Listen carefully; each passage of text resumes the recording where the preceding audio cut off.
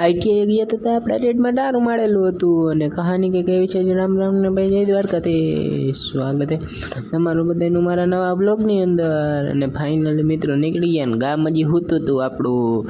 અને ભાઈ ફાઇનલી આવી ગયા એસટીમાં ને જોઈ લ્યો તમે સવારનો નજારો. ભાઈ મિત્રો ફાઇનલી થોડીક વારમાં તમે જોઈ લ્યો ભાઈ. ફાઇનલી મિત્રો આપણે પહોંચી ગયા આઈટીઆઈ અને આ કંઈક છે આઈટીઆઈનો ગેટ.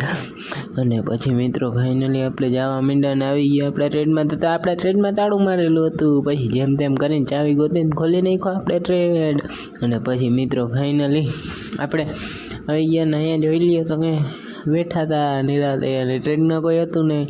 ને પછી કરી ગઈ મિત્રો રજા અને નીકળી ગયા ઘર તરફ જવા માટે.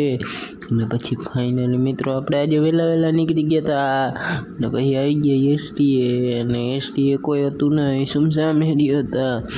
પછી મિત્રો ફાઇનલી થોડીક વારમાં નીકળી ગયા એસટીમાં બેસીને આપણા ગામ બાજુ.